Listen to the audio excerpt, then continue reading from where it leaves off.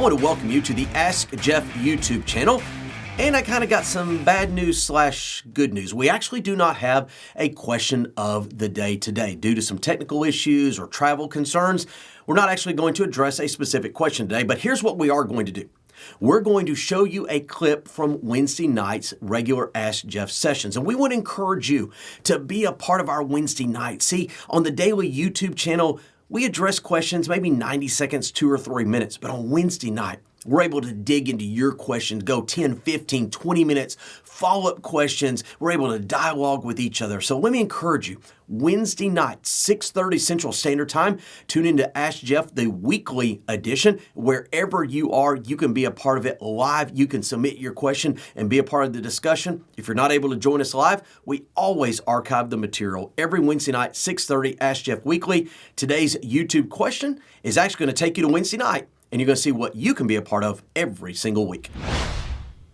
It says, in what instances should a believer forego Holy Communion? All right, before I address the what instances, let me address those last two words. I understand probably the intent of this question. I get it. And I understand there's probably whoever's behind the scenes here is probably being very sincere. Like, are there times that I should not participate? Are there times that I should? What's really happening? But I want to take a little step back. That phrase or that word, Holy Communion, that's not a Bible phrase, okay? And I hear people say it all the time about, oh, when are we going to take communion? Or we come together, we're going to take communion. That's not a Bible phrase, all right? So let me tell you what it is, all right?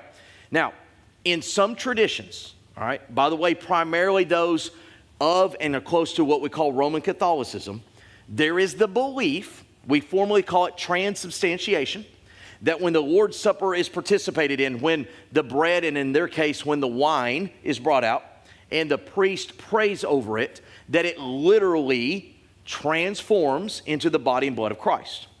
The term communion is used in their context because when that takes place, you're able to commune with the Lord better than you did previously. That's why it's called Holy Communion. In that, I guess from that perspective, that theology, that background, all right? In the Bible, the word Holy Communion, communion's never used. The phrase is the Lord's Supper. That's the phrase, all right? That is that we are remembering what the Lord did on our behalf. Why is that important to me before I address the specific question? Because when we participate in the Lord's Supper, we are remembering his death. We're looking back on his sacrifice, but we have no more access to him at that moment than we do any other time in our lives. So again, I know the intent behind the question. Please hear me. I'm trying to be sincere in my response. It's cultural to use communion. It's a term we hear all the time, but it really does communicate an experience with the Lord during the Lord's Supper that would be superior to any other time. So that being said, is there or are there instances where we as believers should forego or not participate in the Lord's Supper? All right, go to 1 Corinthians chapter 11. Sorry for my little aside there, but I just wanted to clarify some things. 1 Corinthians chapter 11, beginning in verse 23, the Apostle Paul is going to communicate to the church at Corinth some of the errors, the falsities, the struggles that they're having when it comes to gathering around the Lord's Supper. But I want to go to verse 26.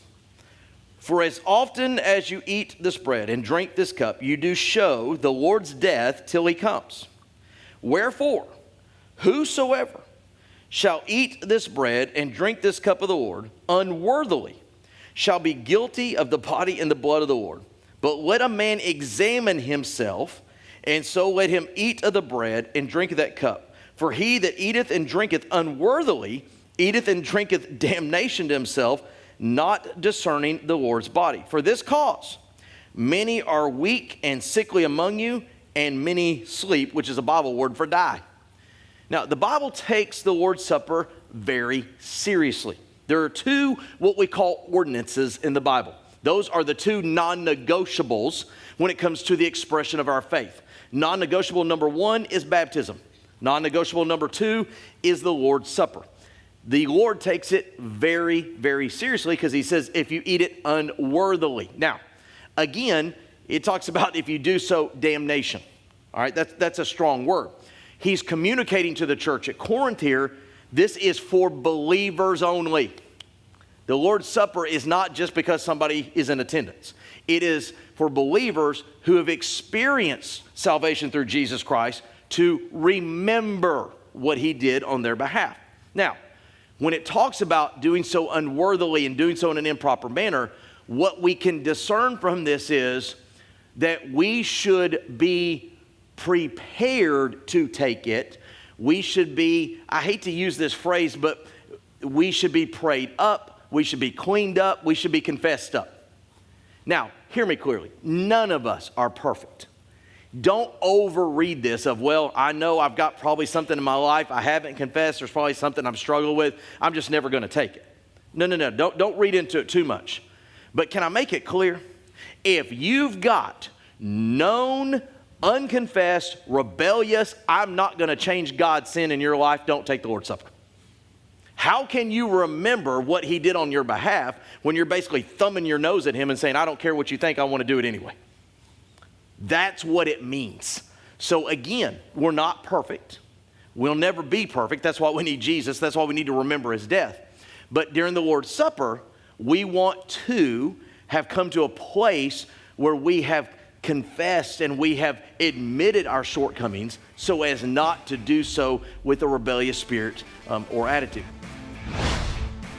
Thanks for being a part of today's daily question. Now, we answer a question each and every day. Please feel free to submit a new question at AskJeff.net. We may not have gotten to yours today, but we eventually will continue to be a part of this. Subscribe so you don't miss out on a question every day.